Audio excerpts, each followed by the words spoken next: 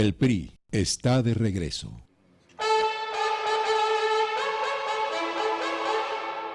En el país de los desmemoriados, Enrique Peña Nieto es el nuevo presidente de México, elegido, para variar, entre protestas.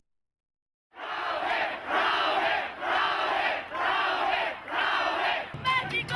¡Sin PRI! ¡México! ¡Sin PRI! ¡México! ¡Sin PRI! ¡México! ¡Sin PRI!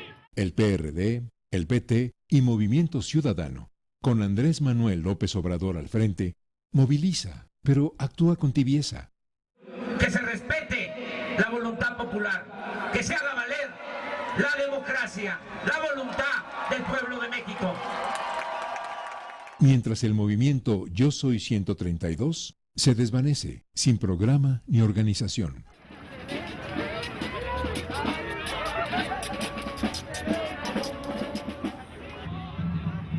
Y como suele suceder, las derrotas de la izquierda electoral traen nuevas calamidades. Peña Nieto, el héroe de Atenco, pone su sello desde el primer día de gobierno.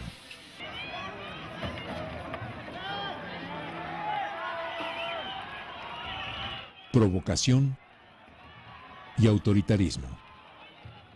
Los maromeros de la política ya están aquí. Nos mueve un gran compromiso, el compromiso más grande que jamás hayamos hecho. Mover a todo un país, mover a México.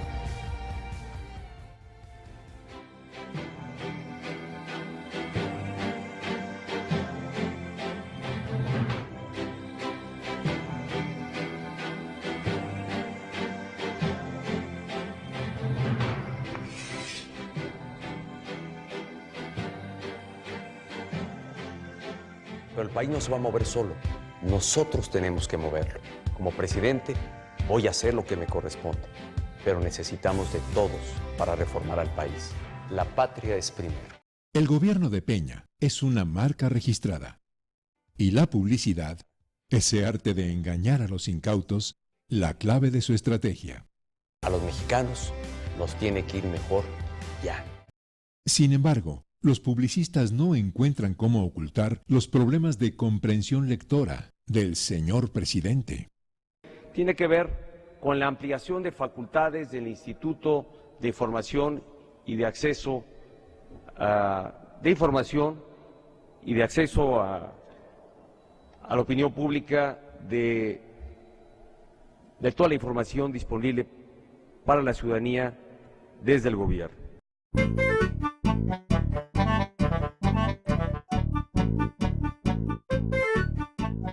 El sexenio es un reality show y el apuntador digital una herramienta indispensable para el joven mandatario. El pacto no es solo de las fuerzas políticas. Deseamos todos que sea el pacto de todo México.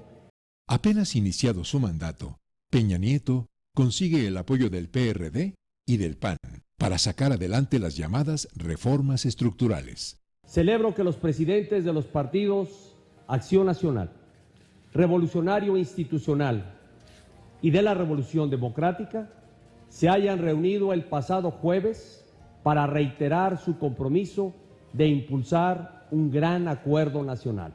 Es el 2 de diciembre de 2012, la firma del Pacto por México.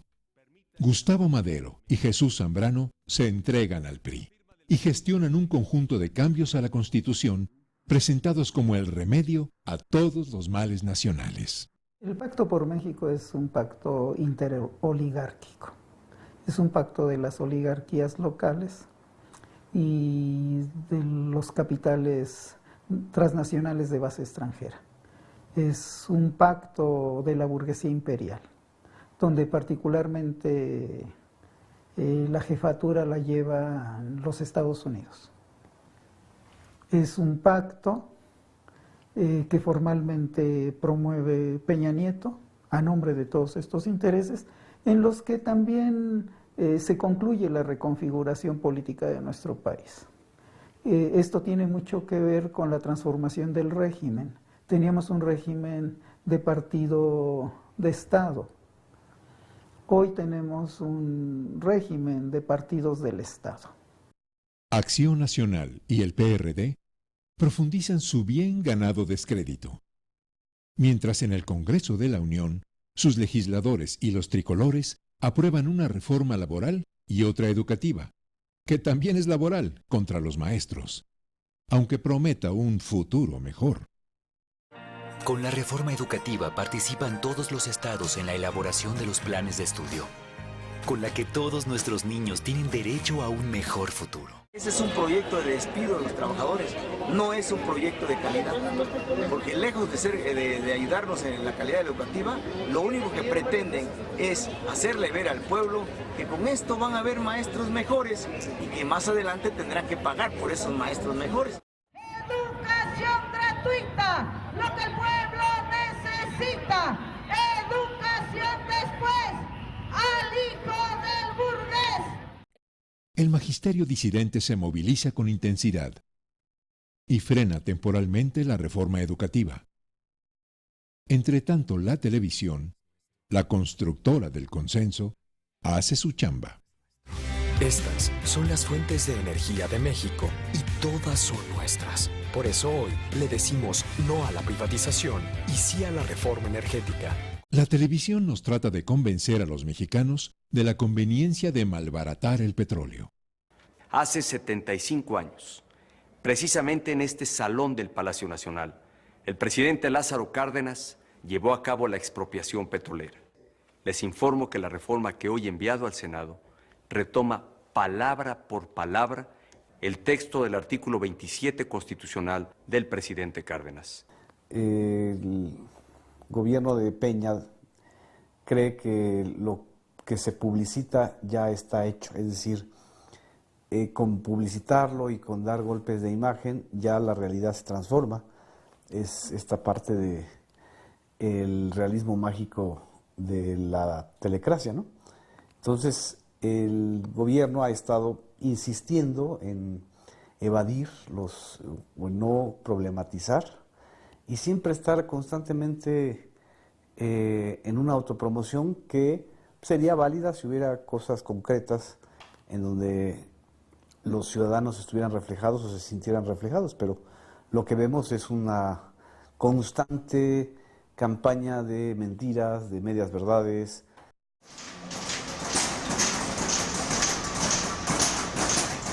La izquierda intenta cercar el Senado y frenar la reforma energética, pero el corazón no le responde.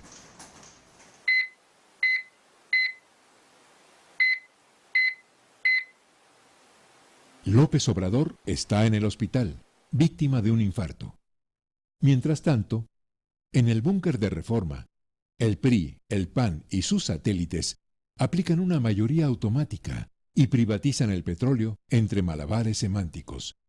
No se está hablando de privatizar. Ni Pemex ni CFE se privatizan. Porque ninguna parte del dictamen dice privatización. No obstante, en el Senado de la República, de vez en cuando se escuchan proposiciones razonables. Ustedes que quieren privatizar y están con este ánimo de los tiempos nuevos, pues vayan, privaticen los sueños, privaticen la ley, privaticen la justicia. Pero si quieren realmente que haya una privatización a fondo, vayan y privaticen a la puta madre que les parió. Y eso sería mucho mejor que lo hicieran, porque al menos esa es suya. Esta patria no les pertenece, porque no se la merecen. Y no me vengan aquí a persinarse. ¡Qué insultos en esta tribuna! ¡Insultos! Patadas, puñaladas, lo que le están dando a México. No tienen vergüenza. La mayoría privatizadora finge demencia. Entretanto, otro senador de oposición nos explica la situación jurídica del señor Peña. Me refiero al presidente Peña Nieto. Al presidente Peña Nieto y desde luego a Pechina y a todos los demás. Porque aquí todos estamos sometidos al Código de Responsabilidades. Y está perfectamente claro en la Constitución de la República que quien actúa para beneficio de potencias extranjeras es un traidor a la patria. Entonces eso es lo que estoy diciendo con toda claridad. Sin embargo, Peña Nieto destila triunfalismo ante la República de los televidentes. Este es el México que ya se atrevió a cambiar. Gracias a un histórico acuerdo político, se lograron 11 grandes reformas. La popularidad del joven mandatario aumentará, supuestamente, en febrero de 2014 con la captura de este temido delincuente. Por acá, por favor. Por acá, por favor. Hoy, a las 6:40 de la mañana, elementos de la Secretaría de Marina detuvieron a Joaquín Guzmán Loera en la ciudad de Mazatlán junto con un colaborador. El cambio no será inmediato, pero ya iniciamos el camino hacia un nuevo México. Nos comprometimos a mover a México y estamos cumpliendo. México ya está en movimiento. Con las reformas estructurales aprobadas, con el Chapo en la cárcel y con la televisión al servicio del gobierno, México se movía y la familia presidencial se pavoneaba.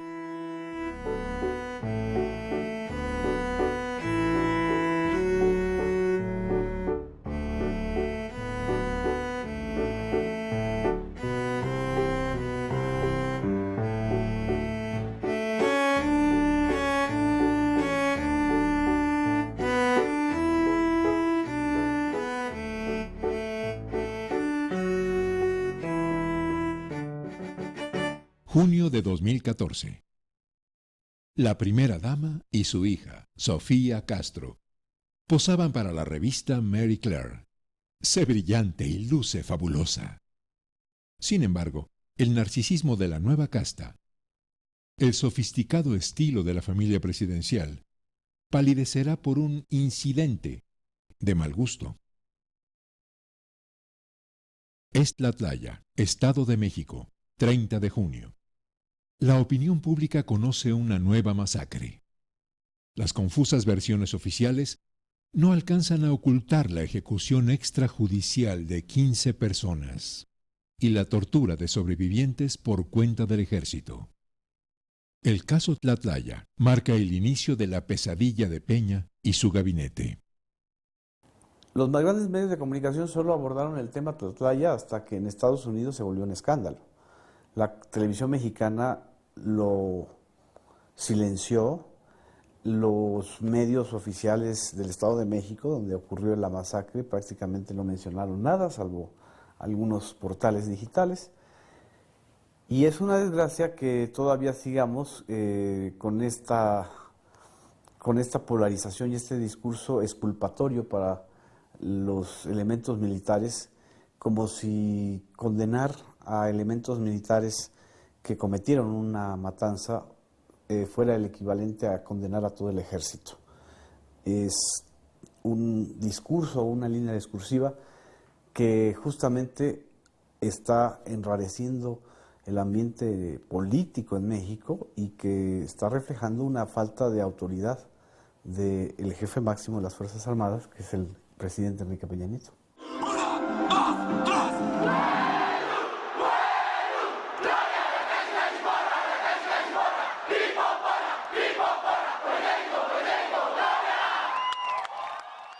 Es el martes 30 de septiembre de 2014.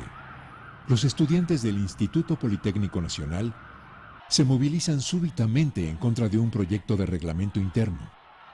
La institución, largamente mantenida bajo riguroso control gubernamental, al fin se moviliza. Cerca de la Secretaría de Gobernación, su titular, Miguel Ángel Osorio Chong, dialoga con los inconformes y ofrece soluciones instantáneas. Hagamos que esta movilización que ustedes han realizado tenga como nunca en la historia de este país una respuesta inmediata en favor de todos ustedes. Porque quede bien claro, es diálogo para encontrar respuestas y resultados en favor de la comunidad estudiantil del Instituto Politécnico Nacional. Osorio se muestra como un funcionario buena onda, como el capitán de un gobierno invicto, aunque no por mucho tiempo.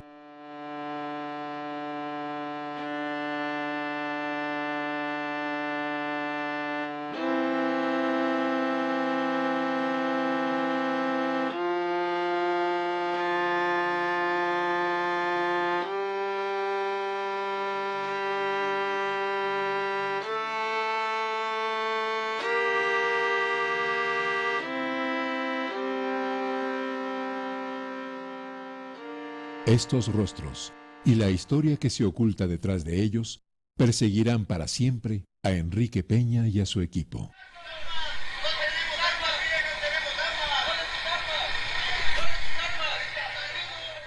Un suceso violento en Iguala, Guerrero, da lugar a la muerte de 3 alumnos de la Escuela Normal Rural Isidro Burgos de Ayotzinapa y a la desaparición de otros 43.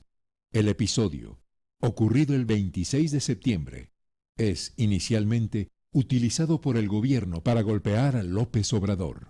El líder de Morena, Andrés Manuel López Obrador, negó conocer al exalcalde de Iguala, José Luis Abarca. ¿Se acuerda usted cuando dijo que no conocía a Ahumada y casi por poquito dice que no conocía a Bejarano? No sé, alguien que le mande Ginkgo biloba, ¿no? Andrés Manuel López Obrador. No obstante, la respuesta social es vigorosa y responsabiliza al Estado mexicano del crimen. Sabemos perfectamente que fue el gobierno quien se los llevó. Seguimos en pie de lucha y nosotros no vamos a parar.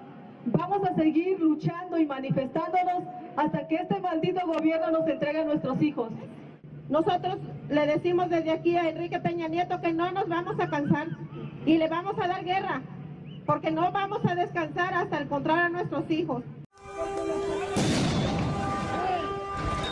Guerrero se incendia y las protestas crecen dentro y fuera de México.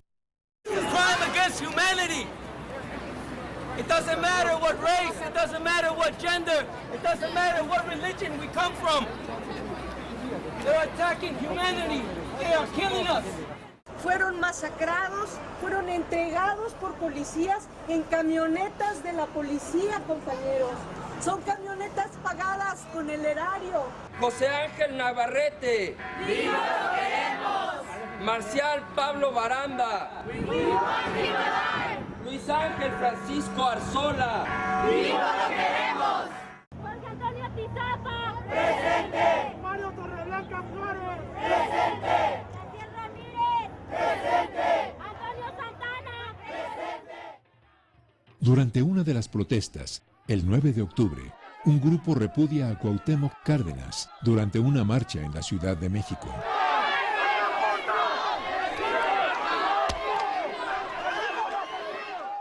El mensaje, sin embargo, marca una ruptura con los partidos de supuesta izquierda.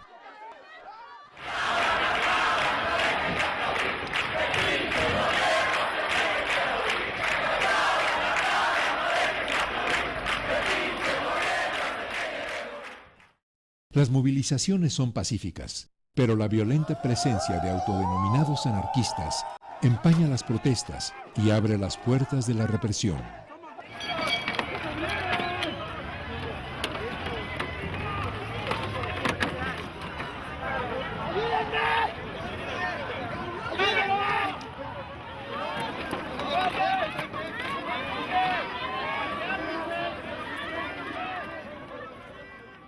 Miguel Ángel Mancera hace de policía malo al servicio del PRI. Y el señor Osorio ya no se quita el saco. El conflicto del Politécnico se alarga. Y el caso de los normalistas de Ayotzinapa convulsiona a México.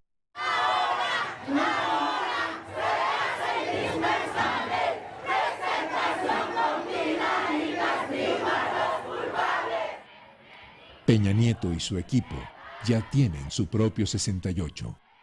Sin embargo, el glamour no se pierde.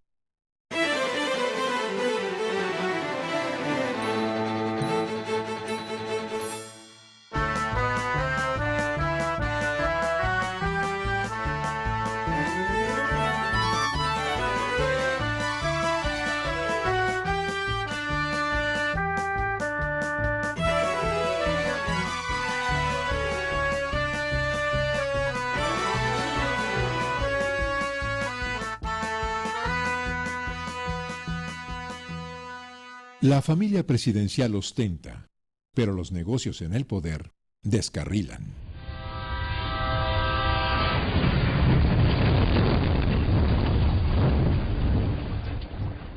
La licitación del tren que correría de México a Querétaro fracasa con muchos intereses a bordo. El negocio multimillonario pone al descubierto la llamada Casa Blanca, el 6 de noviembre de 2014.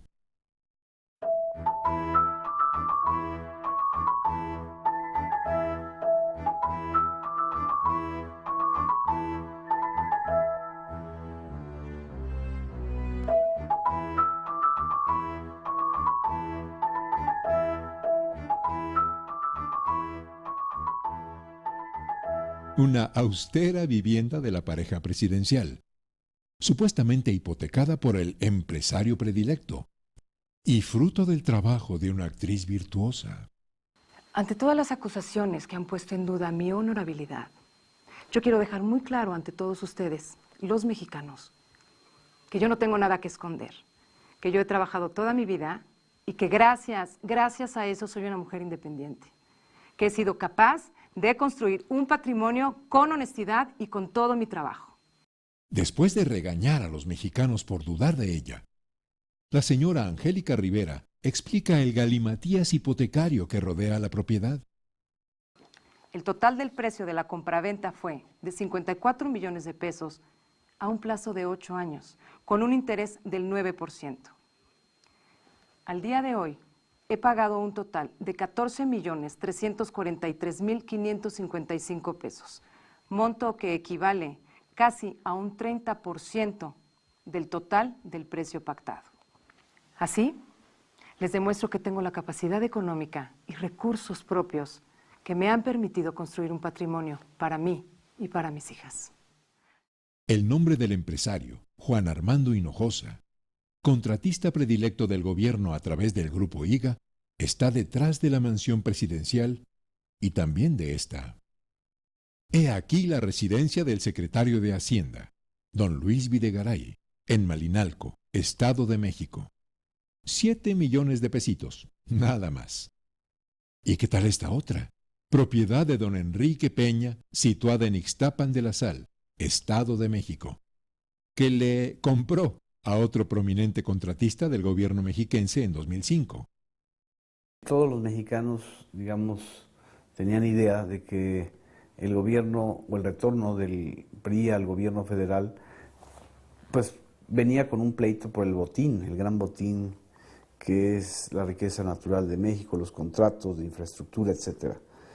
El caso Ayotzinapa se mezcla en la secuencia histórica de esta debacle de Peña con la revelación de la propiedad de la Casa Blanca, que no pasa desapercibida a nivel internacional porque el intermediario de la compra y venta aparente de esa casa, pues es un constructor consentido del gobierno de Peña desde el Estado de México y que estaba además como uno de los licitantes del tren ligero México-Querétaro. Los nuevos gobernantes son exhibidos en su pasión por los bienes inmuebles. La corrupción, esa vieja acompañante del PRI, ocupa un papel estelar en la telenovela del poder. Un culebrón que aún nos depara nuevos capítulos.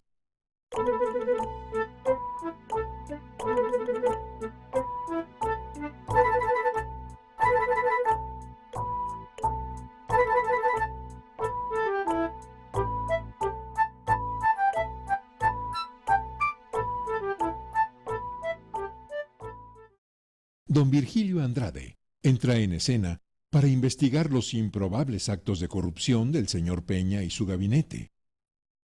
En estos momentos estoy consciente de que la sociedad y la ciudadanía demandan de manera intensa acciones para cerrar espacios a la corrupción, a conflictos de intereses y a prácticas indebidas en el ejercicio administrativo y en el ejercicio público.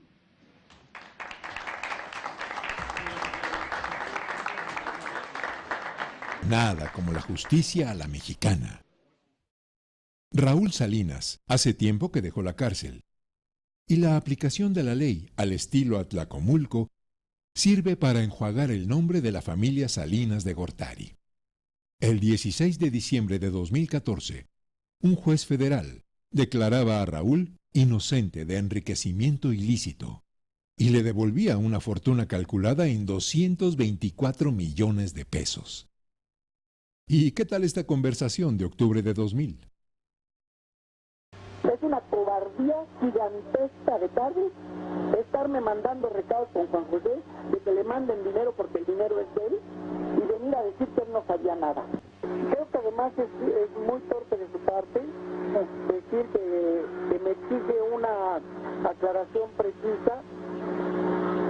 Y la voy a dar, Adriana, le voy a tomar la palabra. Todo lo voy a aclarar, de dónde salieron los fondos, quién era el intermediario, para qué eran, de dónde salieron, dónde fueron. Y voy a decir qué fondos salieron del erario público para que se devuelvan. Yo creo que con eso la sociedad sí quedará contenta. El dinero para hacer política y la política para hacer dinero. Sí, mover a México.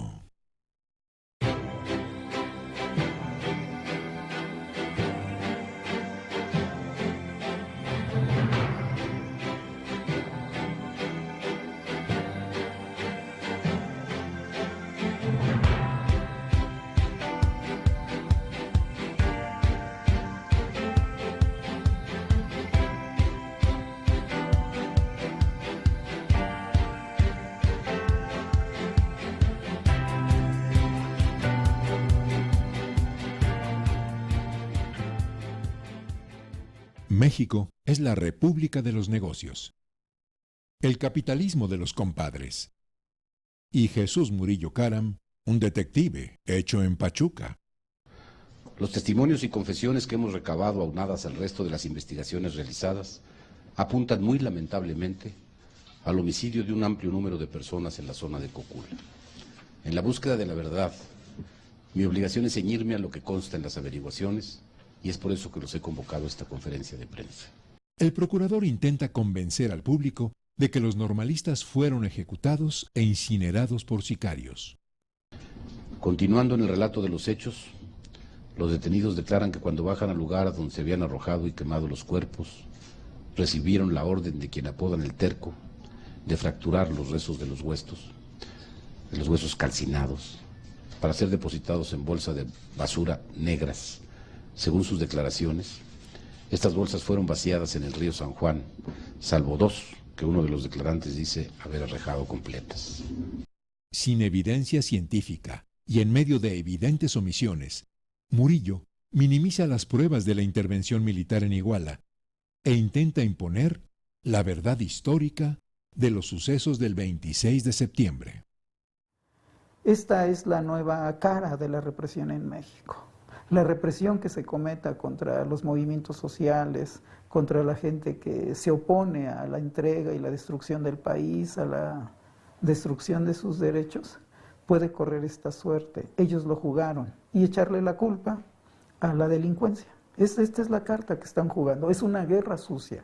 Estamos viviendo una guerra sucia que ha cobrado casi 200,000 víctimas directas.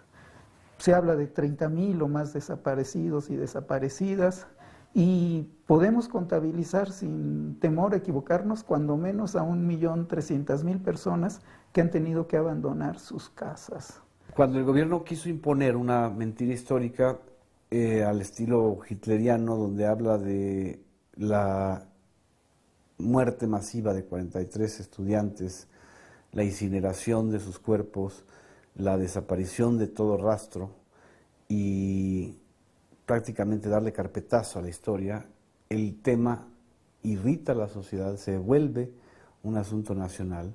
Y en este año hemos visto ya escalar el tema hacia un tema internacional, por la presencia de del grupo de expertos interdisciplinarios de la Comisión Interamericana de Derechos Humanos y por el propio juicio que la ONU y la Comisión Interamericana ha hecho del manejo terrible y prácticamente consecuencia de la tragedia, o más bien repetición constante de la tragedia. Lo que te habla es de una incapacidad de empatía del gobierno federal y de sus comunicadores y sus voceros y sus plumas pagadas para entender que no estamos hablando de un asunto más de la realidad mexicana, sino de el verdadero punto de quiebre. A Peña Nieto se le va a recordar por la tragedia de Ayotzinapa, no por las 11 reformas estructurales. Las argucias del señor procurador no detienen las protestas. Guerrero arde y México se desprestigia en el mundo.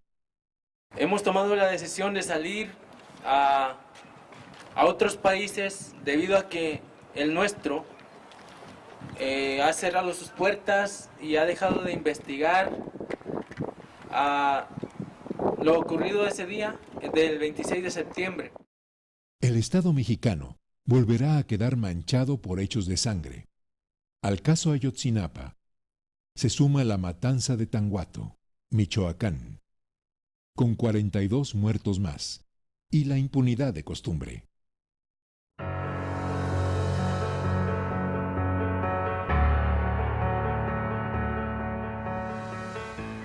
Entretanto, Pemex, la empresa recién encogida, se hunde junto con el precio del petróleo y arrastra a la economía nacional.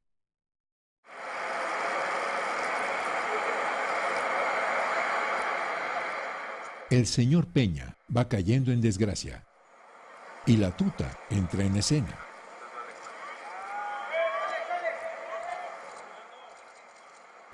Es parte del guión que se viene presentando desde el gobierno de Felipe Calderón. Es un guión donde lo importante es como si fuera una película del oeste, un western, se atrapa al pillo, se atrapa al ladrón, pero pues ya después nadie pregunta qué pasó con el dinero, con las propiedades. No hay una sola investigación del lavado de dinero seria en este país.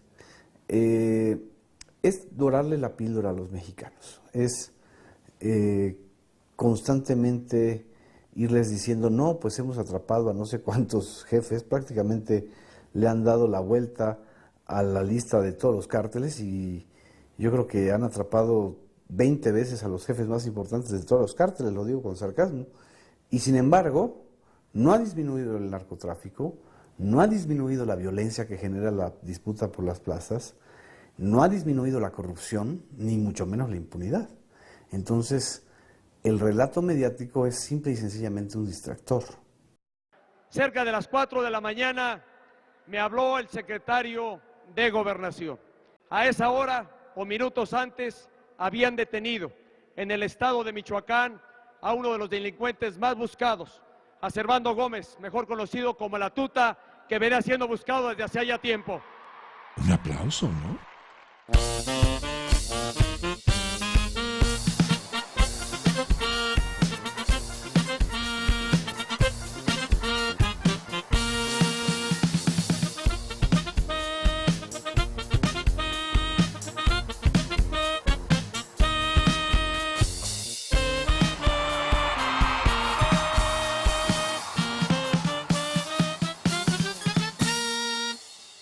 Peña se entrega al populismo en Zapopan, pero meses después hará con él un espantapájaros. Es la Asamblea General de la ONU, Nueva York, septiembre de 2015.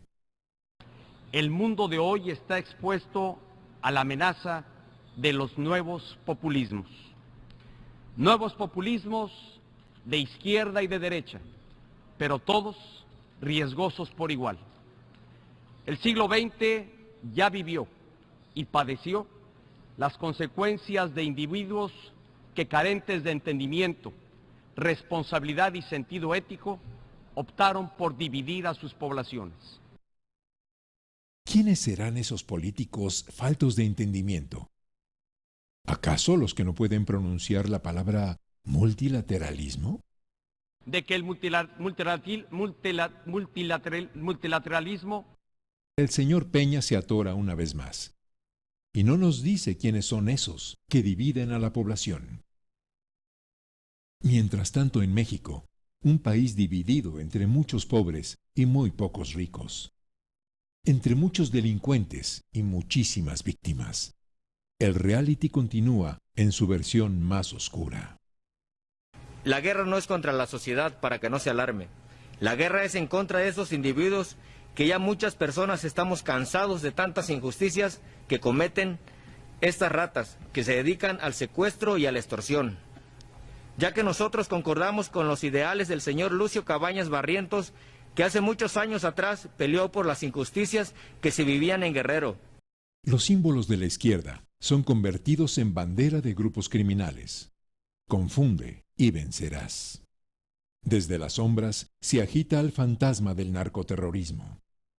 La supuesta lucha contra la delincuencia organizada es, entre otras cosas, una estrategia contrainsurgente que suma decenas de líderes sociales asesinados. El gobierno estadounidense, promotor del contrabando de armas y padrino de narcotraficantes, simula, aumenta su injerencia y consigue una reforma que permite a sus agentes portar armas en México.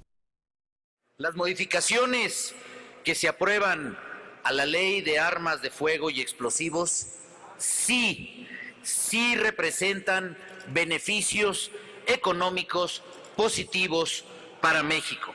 La llamada guerra contra el narco reporta nuevos y mejores dividendos a Washington. El país continúa siendo un matadero administrado por los vecinos del norte. Es una guerra sucia contra el pueblo de México, contra la nación mexicana, similar a las que se están viviendo en el Medio Oriente y en el centro de Asia. Y esta guerra la coordina, ¿sí?, la cúpula del Estado mexicano y la cúpula del Estado gringo. Es esta guerra que están librando contra nosotros y tiene que ver con las reformas estructurales, porque no hay otra manera. Pues ellos decidieron a través del Pacto de México escalar este proceso de desarticulación del país y no puedes desarticular este país por la historia que tiene, por cómo somos pues las mexicanas y los mexicanos, más que sembrando el terror y el miedo, la violencia, la deshumanización.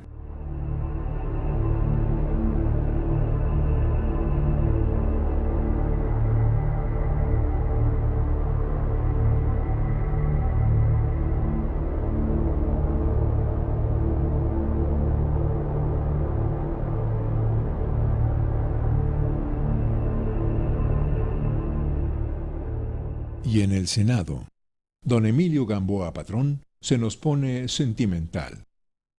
He estado en la administración pública durante muchos años y estoy convencido que México requiere hoy de una mujer de gran altura como es Arely Gómez.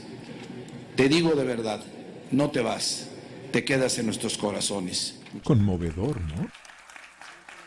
Y aquí, las sentidas palabras del jefe de la aguerrida oposición de izquierda. Arely, primero decirte que esta decisión que tomas, sin duda, corresponde a es de enorme dificultad para ti, porque estoy seguro que nos quieres. ¿Qué tal? Esto no es una despedida. Trabajar de la mano será la clave para seguir logrando que nuestro país avance en cada uno de los temas pendientes. Tienen en mí a una amiga. Muchas gracias. La abogada Arely Gómez se despide de sus colegas senadores entre cursilerías para convertirse en la nueva procuradora. Sí, protesto. Semanas después, Eduardo Medina Mora será nombrado ministro de la Suprema Corte. Aquí, una breve semblanza de don Eduardo, a cargo de Laida Sansores. ¿Qué se le premia a Medina Mora? Haber sido el espía de la nación, el general de la guerra sin destino que desató Calderón, el procurador inepto, responsable del michoacanazo, que de las acusaciones que hizo en contra de 29 presidentes municipales, no atinó a armar un expediente, uno, que fuera aceptado por un juez. Felicitaciones al señor Emilio Azcárraga. Hoy puede agregar una procuradora y un ministro de la Corte como 2 estrellas más del Canal de las Estrellas. una vergüenza histórica para este Senado. Sí, el Senado es una vergüenza. Y el Poder Judicial se llena de justicieros de la pantalla, al estilo Televisa.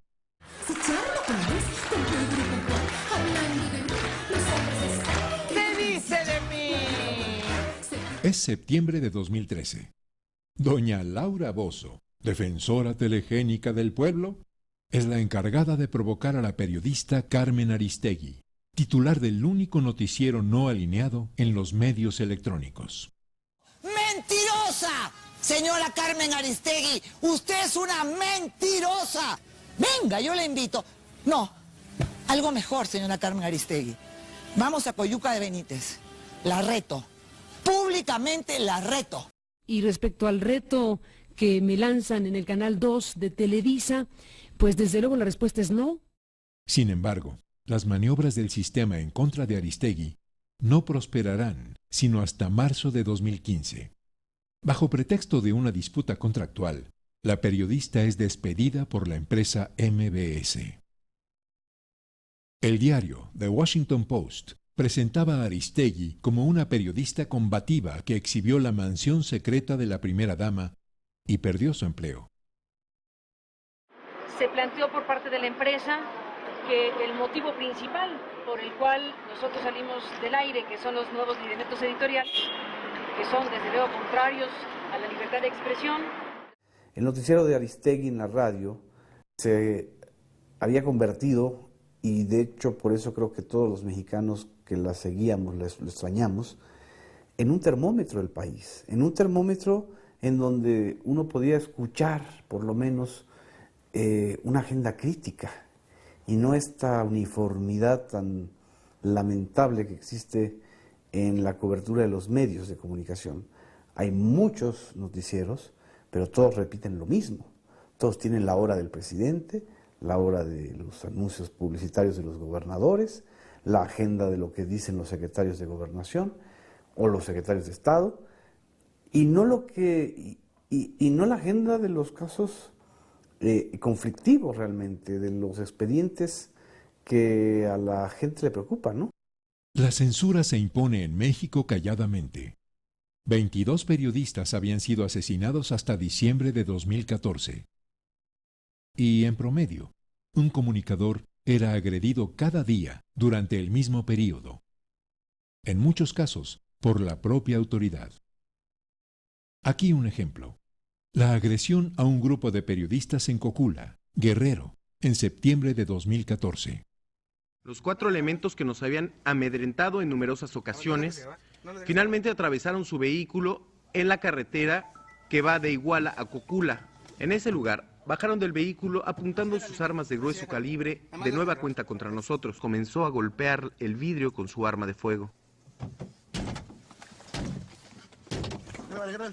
La presencia de algunas patrullas que ya se acercaban al lugar hizo que el hombre parara su agresión. No obstante, otro agente da un chiflido a una de las patrullas de la Policía Federal para que de nueva cuenta atravesaran sus vehículos frente a nosotros. Pero la violencia en contra de los comunicadores frecuentemente termina en tragedia en el México movido por Peña. Me tuve que venir en un contexto de violencia que se vive contra los comunicadores en Veracruz. Unos días después de este momento, el 31 de julio de 2015, este fotoreportero, llamado Rubén Espinosa, será torturado y asesinado en este edificio de la Ciudad de México, junto con 4 mujeres, entre ellas la activista Nadia Vera. Responsabilizamos totalmente a Javier Duarte de Ochoa, gobernador del estado, y a todo su gabinete sobre cualquier cosa que nos pueda suceder a los que estamos involucrados y organizados en todo este tipo de movimientos. A pesar de las denuncias que en vida hicieran Espinosa y Vera, el gobernador de Veracruz, el priista Javier Duarte, no fue requerido por la justicia capitalina. Quiero ser muy claro en esto. Nada en este trabajo es más importante para mí que la seguridad de los veracruzanos. La seguridad de los veracruzanos especialmente de los periodistas que ahí trabajan, está amenazada. 13 de ellos habían sido asesinados desde 2010. Pero don Miguel Ángel Mancera, el jefe de gobierno de la izquierda neoliberal, se desentiende. Una vez más, ahora un lamentable múltiple homicidio nos convoca para poder sumar esfuerzos. Vamos a necesitar, por supuesto, el apoyo de diferentes instancias, pero no vamos a descartar, y hoy quiero dejarlo otra vez claro, ninguna línea de investigación. Todas deben de agotarse, todas deben de trabajarse con el sumo cuidado que requiere una investigación como esta. Nunca habíamos visto un crimen como el de los 5 jóvenes de la colonia Narvarte, incluyendo el de una extranjera y el de el fotoperiodista Rubén Espinosa. Esto prácticamente es como una invitación a los gobernadores, que son señores feudales en esta época, a que cometan o dejen impunes los crímenes contra informadores. Y a eso le aunas que el peor clima para los periodistas está ocurriendo en aquellas entidades donde el narcotráfico o el narcopoder prácticamente ha tomado por asalto a los municipios. Entonces, estamos viviendo una de las peores épocas para la seguridad de los periodistas, para el ejercicio del derecho a la información y, paradójicamente, para la libertad de expresión hay nuevas maneras de expresión, pero con un costo muy alto. Mientras tanto, Lorenzo Córdoba, el presidente del INE, hablaba en contra de la discriminación.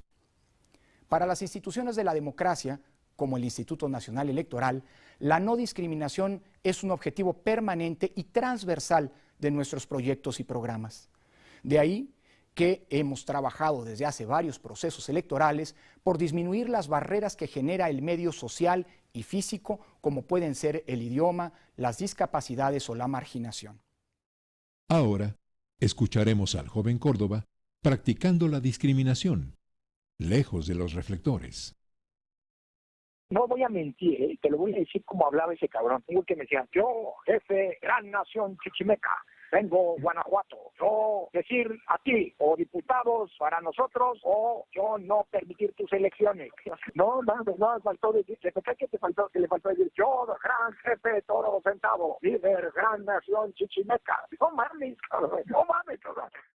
Este mediodía se presentó una denuncia ante la Procuraduría General de la República en contra de quien resulte responsable por la intervención y difusión ilegal de una llamada telefónica privada que sostuve con el secretario ejecutivo del Instituto Nacional Electoral el pasado 24 de abril. Él dijo que era una conversación privada y que así se expresa en privado. Bueno, pues si así se expresa en privado, quiere decir que también así lo piensa. Lorenzo Córdoba es un ser despreciable, en todos los sentidos. Su estructura cultural racista, colonizadora, su prepotencia amparada en supuestos títulos académicos que luego nada te dicen. El reflejo de este exabrupto y esta conversación es una cultura política del cabroñón, para empezar, ¿no? O sea, esta especie de lenguaje contemporáneo de los mirreyes, ¿no? Yo soy Diego del PAN. Yo soy de Acción Nacional.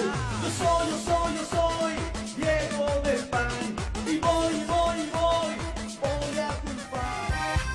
No estamos contentos, no tenemos que aplaudir. Únete al equipo, votemos por el rulo, triunfemos con el rulo. El vacío de propuestas, el cinismo y la estupidez de partidos y candidatos degrada el proceso electoral. La democracia a la mexicana es un sistema hueco y banal. Muy buenos días, compañeras y compañeros del Instituto Nacional Electoral. Llegamos a esta jornada electoral después de 8 meses de tareas complejas y delicadas, está lista la jornada electoral más grande, compleja e incluyente de la democracia mexicana. Mucha suerte y bienvenida sea la jornada electoral. Muy buenos días.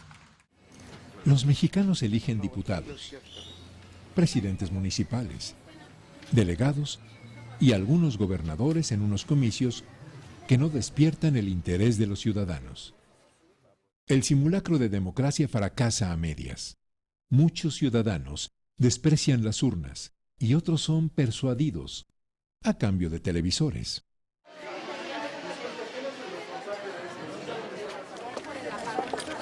Cuidado con las fotos que andan tomando y los que no tengan.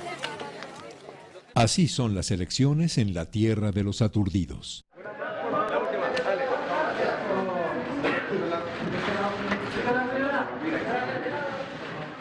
Mientras tanto, en los sótanos del país, el sistema cruje.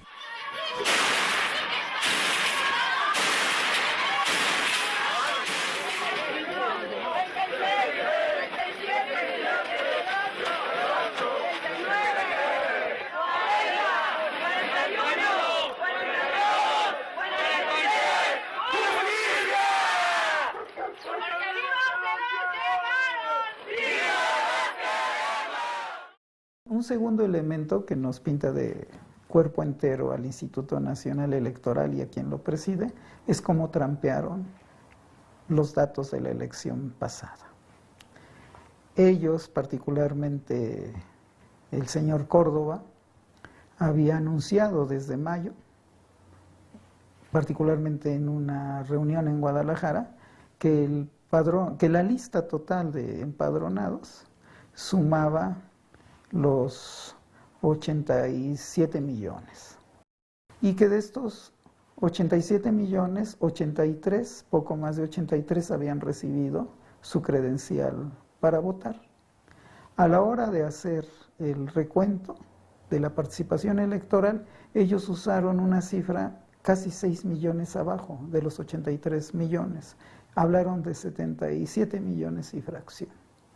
Con esto prácticamente desaparecieron a 6 millones de votantes e inflaron la participación electoral. Considerando los desafíos que enfrentaba esta jornada electoral, el balance es sin duda positivo para nuestra sociedad y para el Instituto Nacional Electoral.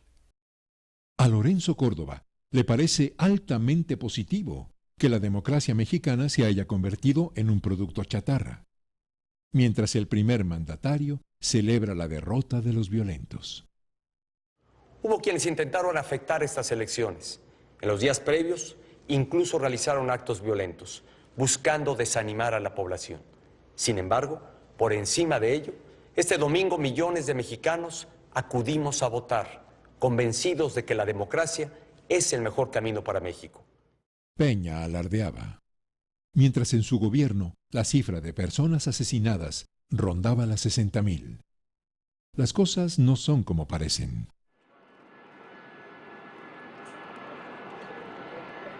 El 10 de agosto de 2015, los mexicanos se enterarán de que la reforma energética, tan presumida por el señor Peña, se gestó por órdenes de esta señora. Un conjunto de correos desclasificados por el Departamento de Estado, publicados por el diario La Jornada, confirmaban que en visitas como esta, Hillary Clinton instruyó a Felipe Calderón para que privatizara el sector energético mexicano. Una operación destinada a favorecer a empresas como Exxon, Mobil, Chevron y British Petroleum. ¿No que no? Y está perfectamente claro en la Constitución de la República que quien actúa para beneficio de potencias extranjeras es un traidor a la patria. La entrega a los intereses extranjeros queda aprobada y las verdaderas razones de la reforma energética al descubierto. Hoy Estados Unidos es la segunda potencia económica detrás de China y necesita rearmar todo lo que llama América del Norte para hacer contrapeso en términos de sumar estas dos economías que es Canadá y que es México, en esta lógica pues de de competencia internacional, de disputa con Rusia, en esta lógica de dar paso a sus tratados de libre comercio, donde México es la principal plataforma. Y quienes hoy dizque gobiernan, pues, ¿no? O sea, quienes hoy usurpan la dirección del país son sus títeres.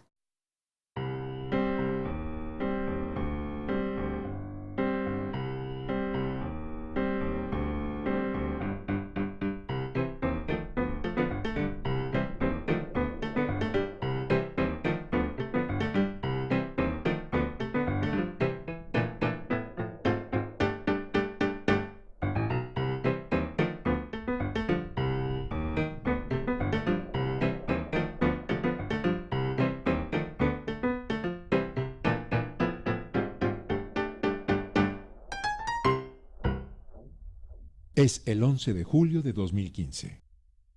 El video muestra el momento en el que Joaquín Guzmán Loera, más conocido como el Chapo Guzmán, escapa de la cárcel. Guzmán se evadió del penal de máxima seguridad del Altiplano por un túnel.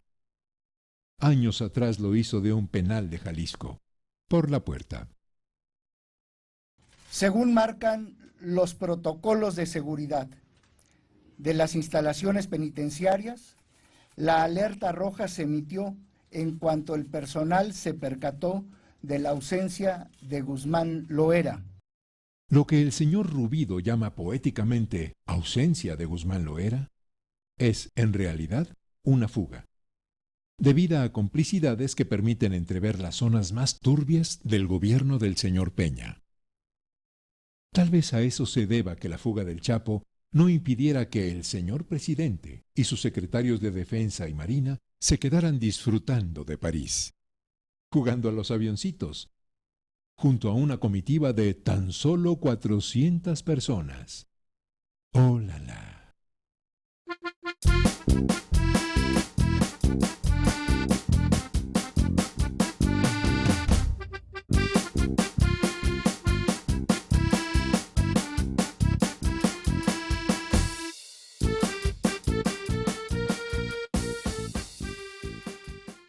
La persecución del delincuente más peligroso del mundo queda a cargo del señor Osorio. ¿Y de quién creen? Sí, de nuestra querida Arely.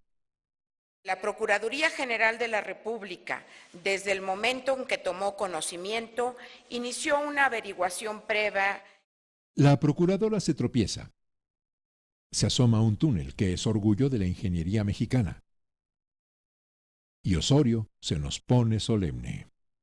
Yo quiero decirles que los momentos de crisis no son para renunciar, son para enfrentarlos. ¿Qué tal? El sexenio se convierte en una tragicomedia, mientras la cabeza del Estado mexicano, entregada al turismo diplomático, es el hazmerreír de la prensa internacional y de muchos compatriotas.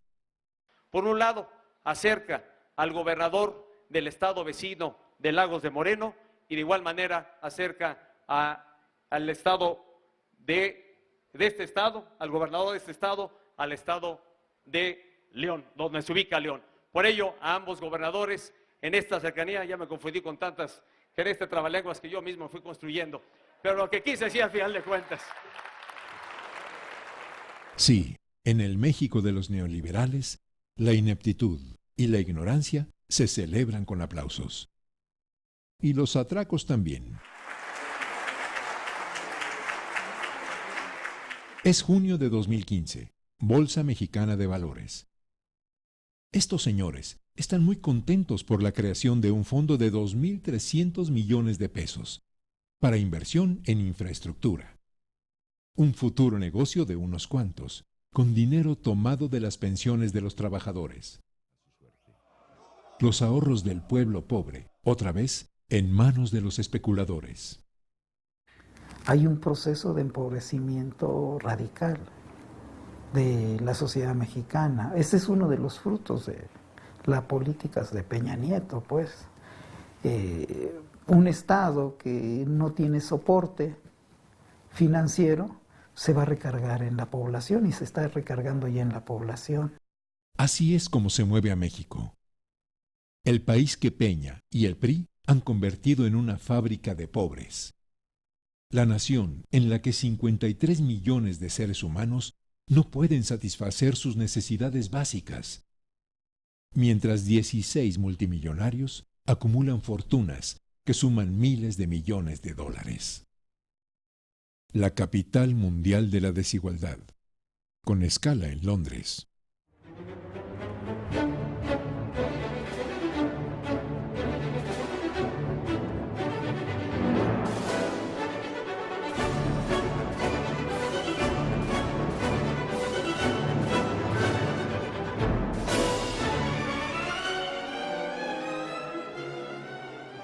La familia presidencial continúa viviendo su propio cuento de hadas. No obstante, el príncipe de Gales se aburre. Son unos viajes inútiles para los intereses de México, porque si comparamos los gastos en general de las comitivas, además son comitivas pues, como de sultán o de jeque árabe, ¿no? Y es más, yo creo que hasta los jeques árabes se miden un poquito más. Lo que ha beneficiado a México de esas iras ha sido muy poco. Siguen viajando pues como reyesuelos de Tlacomulco.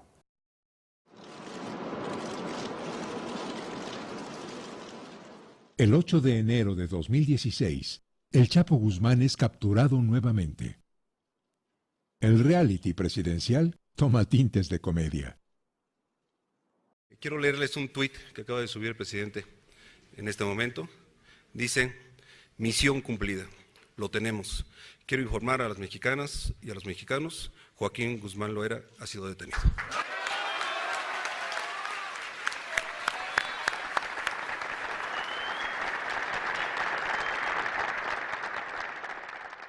El presidente se muestra eufórico y supone que la tercera es la vencida.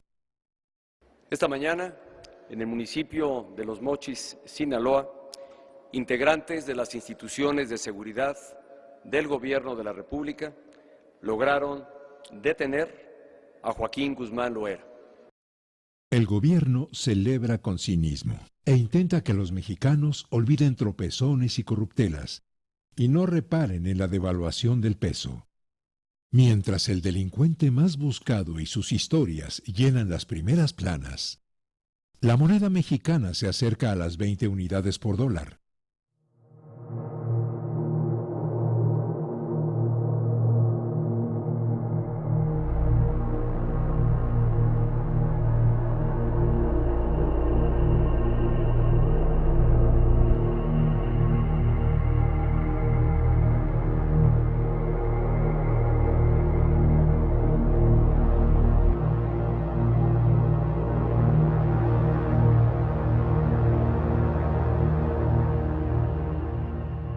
La izquierda electoral dividida, domesticada y convertida en clase política es, por omisión, corresponsable del desastre. Tenemos un PRI con la capacidad de cambiar para mover a México, para acrecentar la confianza ciudadana y ganar el voto en las elecciones venideras. El 2018 está a la vista. Manlio Fabio se mueve. Y López Obrador habla. Cuando Morena llegue al poder por la vía pacífica y democrática, serán abolidas, canceladas las llamadas reformas estructurales. Estos sistemas de partidos ya no resuelven nada, pues, ¿no? No resuelven, nada más agravan. Ni siquiera son partidos, porque es faltarle el respeto a la historia. Los partidos los crearon los trabajadores, pues, ¿no? Los partidos los crearon los revolucionarios. Esos crearon los partidos. Estas son caricaturas de no sé de qué, pues, ¿no? Tampoco estas son elecciones. Esto no es democracia. El mundo, si ha de tener futuro, no puede ser a través de esas formas de organización. Y en el 18 esperamos que se haga patente, pues, independientemente de quién pueda ocupar momentáneamente ya no la representación nacional, un puesto, que se haga patente esta insurgencia. He aquí a los maromeros del poder.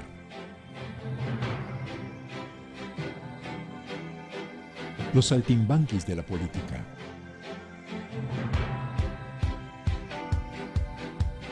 Los que mueven a México hacia su abatimiento como nación soberana. Los que venden a la patria entre mentiras y malabares.